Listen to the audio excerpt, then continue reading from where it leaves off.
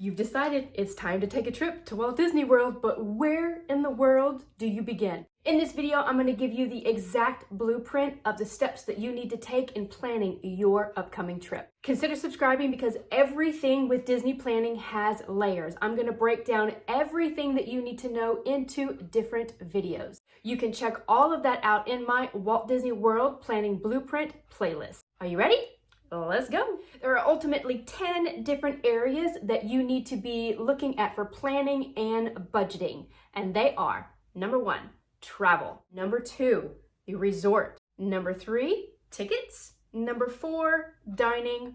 Number 5, special ticketed events. Number 6, the memory maker. Number 7, magic bands. Number 8, extra magical experiences. Number 9, Genie Plus and individual lightning lane. And number 10, souvenirs. When it comes to budgeting, travel, your resort, tickets, and dining are the must for your Disney World resort vacation. The other 6 things, special experiences, Genie Plus, magic bands, souvenirs, extra magical experience, and the memory maker, those are things that you have more options on and whether or not you want to use those to enhance your Disney vacation or not. Depending on how you decide to travel to Orlando, these are the things that you need to consider and look into for budgeting purposes. So if you decide to fly, number 1, you need to decide how you're going to get yourself to and from the airport. And this also kind of depends on where you're staying. There are shuttle services like Mears Connect. You can opt to use rideshare, renting a car if you plan on doing a lot more in the Orlando area than just visiting the Walt Disney World Resort. And then there's also private services as well. If you are staying off-site, you also need to look into budgeting how you're going to get yourself to and from the parks. If you are driving into Orlando, make sure that you are looking into the resort that you're staying at and see if they have any hidden fees as far as parking at the resort. And then also have a little bit of cash on you as well, because depending on which way you come in, there may be tolls. Where you stay is probably going to be one of the biggest budgeting decisions that you will need to make. And there are 3 different categories. And the categories are staying in the Disney bubble, which means on site. Second category is sort of in the Disney bubble, and there are what is called good neighbor hotels. And then number 3 is going to be staying off-site altogether, Airbnbs, timeshare, and other resorts that are around the Orlando area. If you would like to stay on-site at a Disney property, there are 4 different categories that you need to know. So campsites and campgrounds, so you can bring in tents and or campers. You have your value resorts, your moderate resorts, and your deluxe and deluxe villa resorts. When deciding if you want to stay in the Disney bubble and stay on property, these are things to ask yourself. If you want to add to the ambiance of your stay, because there are some really over-the-top kind of resorts and rooms that will add to the experience of staying at a Disney resort for your Disney vacation. Number 2 is going to be the perks that you get. So you do get free transportation to and from the parks every day. If you're staying at a Disney resort, you also get early entry to the parks 30 minutes every day that you are visiting a park.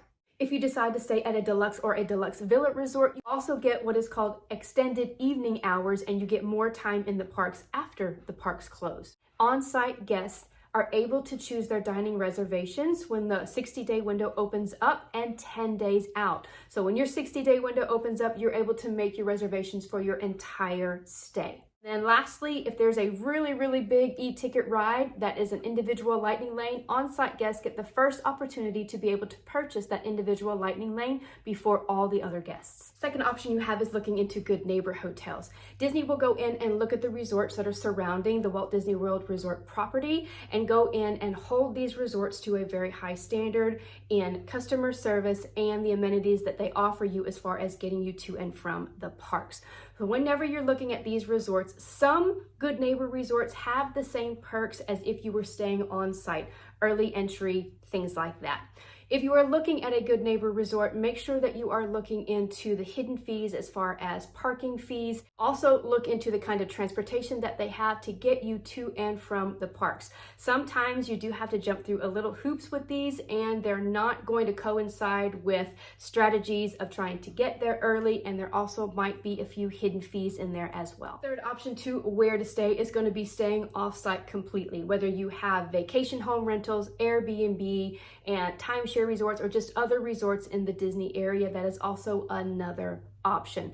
Again, look into the kind of transportation that you're going to need to get yourself to and from the parks. If you are staying off-site, you are going to have fees to park at the parks if you are driving your own car. Also understanding that dining reservations when your dining window opens up will look a little bit differently since you are staying off-site. You have different options whenever it comes to your park tickets. Number one, first thing to understand is that there are 4 main parks at the Walt Disney World Resort in Florida: Magic Kingdom, Epcot, Hollywood Studios, and Animal Kingdom. There are also 2 water parks, Blizzard Beach and Typhoon Lagoon. It's important to know what is inside each of the 4 parks because they are each vastly different. I do have a full separate category of inside the Disney parks on my YouTube channel for you to be able to go in and see what each park has to offer. There are ultimately 2 different types of tickets. So there is a base ticket, and that is visiting 1 park per day. There's also what is called a park hopping ticket where you can visit multiple parks in one day. You can also add to each of these types of tickets water parks and sports to that, so that everything is already paid for and you get more options for your stay. If you've already made the decision and you know that you're going to stay off-site, look into third-party discount ticket sites. Undercover Tourist is one of my favorite places to buy discounted park tickets, and that is just another way to save money as you are planning out your Walt Disney World Resort vacation, and I will leave them linked in the description box below for you. When it comes to dining on your Disney trip, you do have different options. So if you are staying on site, you do have the option starting in 2024 to add what is called the dining plan, where you can prepay for your meals for your stay.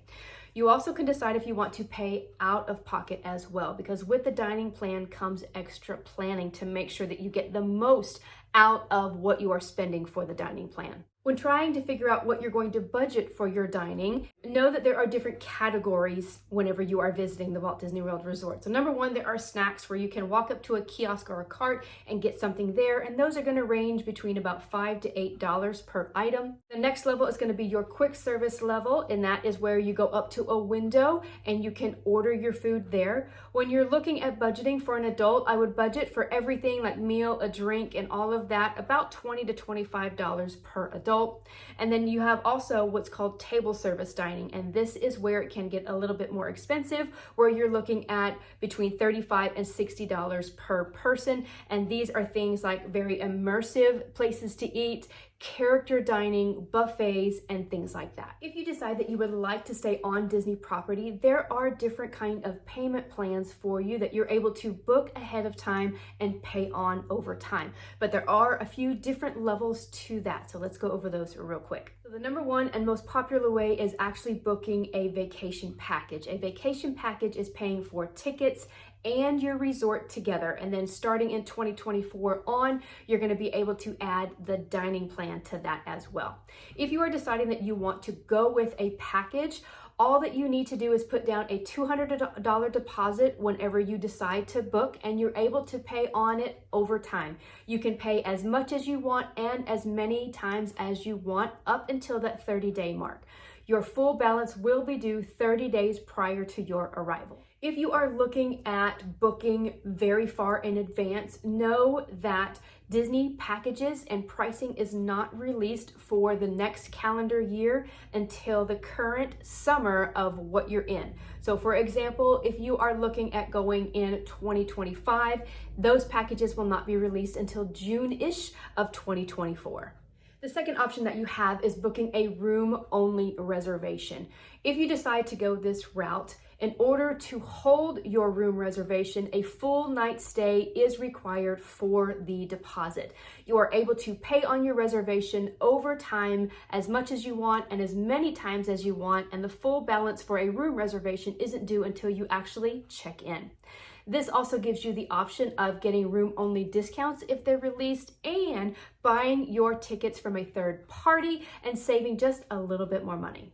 If you made it this far in the video, but you are still feeling a little bit overwhelmed, you do have options of using a Disney travel planner. And I am a Disney travel planner to help you navigate booking and going to Walt Disney World. My services are complimentary to you, and I take you from point A to point Z. I am basically your fairy godmother in all things planning. I do have a link in the description box below if you would like to start getting a quote, and then we can start getting the conversation going and booking the most magical trip that you have in your head. Another big decision about planning a Walt Disney World resort vacation is when to go. So most people are looking at crowds, weather, the cost, and of course the special experiences that you could have, and those are like special ticketed events or special events that happen at the different parks throughout the year.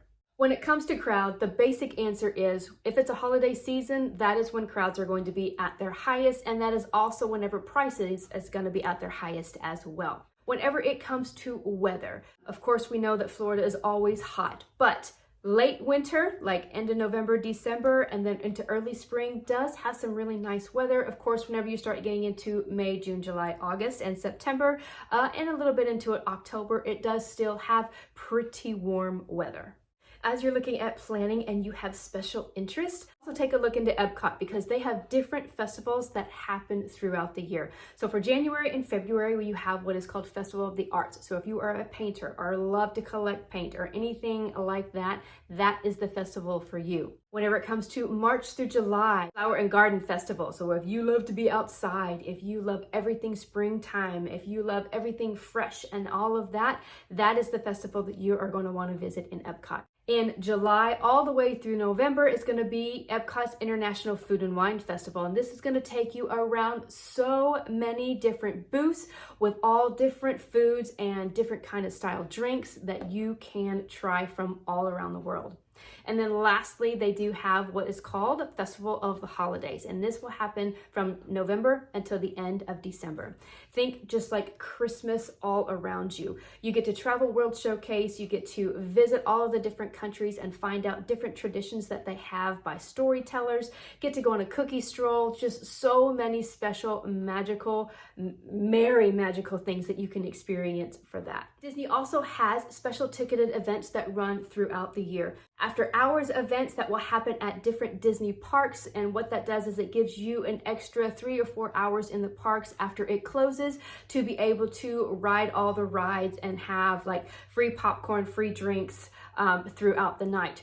Also, during the holiday season, they have what is called Mickey's Not So Scary Halloween Party, and this runs from August until October, and then Mickey's Very Merry Christmas Party, which runs from November until December.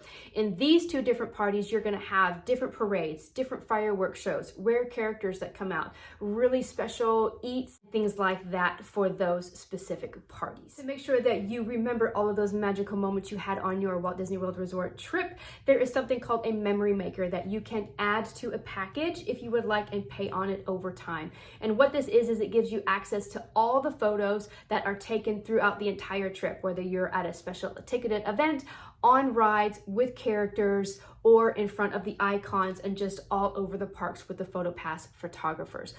There are options, and I will be breaking this down further, so make sure that you hit that subscribe button as I will be taking you into all the details that you need to know about that. Another enhancement that you can use on your Walt Disney World Resort trip is a Magic Band. A Magic Band is going to be an extra cost, but if you're staying on site, whether it be a package or a room only, you can get these at a discounted price. A Magic Band resembles a bracelet, and you can wear it throughout your visit. There are two different kinds of Magic Bands. There's a regular Magic Band and a Magic Band Plus. A Magic Band Plus is a little bit more interactive and can give you special experiences. Ultimately, what this does is you can open your resort room if you're staying on property. You can charge to your room if you're staying on property. If you're using Genie Plus or individual lightning lanes, this is what you will use to scan into those rides. It will also hold your park ticket and much more. You do have other options for this, and make sure you push that subscribe button as I will be taking you through all the information that you need to know. When it's time to actually start planning what to do in the parks, you also need to look at the strategies that you can use. And one of those things that you need to budget for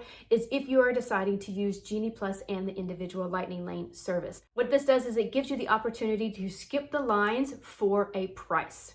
This is a service that does need to be paid for daily and by person. The rates for Genie Plus and individual Lightning Lane do fluctuate according to the time of year and how busy the park is. And to always stay up to date for all the information that you need to know, make sure that you check out my Genie Plus playlist as well. In each of the 4 parks, they have what I like to call magical extras. And these are things like booking a makeover at Bibbidi Bobbidi Boutique in Magic Kingdom for all of those prince and princesses that want to get made over. You can also make action figures, like if you are a Tron or an Avatar fan. Those are things that you can do that are collector's items. If you're a Star Wars fan, you can go through an entire experience of building a lightsaber. So these are also special experiences that you can do in each of the 4 parks to look into to see if you want to add these and budget for these for your upcoming trip. Souvenirs is another big thing that a lot of guests look into budgeting for. Now, it's very hard to give you a price what to budget for souvenirs because there are so many different things at the Walt Disney World Resort to spend money on, and the pricing is vastly different. So the biggest advice that I can give you is whenever you are watching your favorite vloggers in the parks, pay attention to the things that they're showing you and the pricing for it. That's going to kind of give you an idea of what things are going for at the time of your visit. So there's going to be all these things with plushes, costumes, ears, bags, backpacks, anything for the home, shirts, spirit jerseys.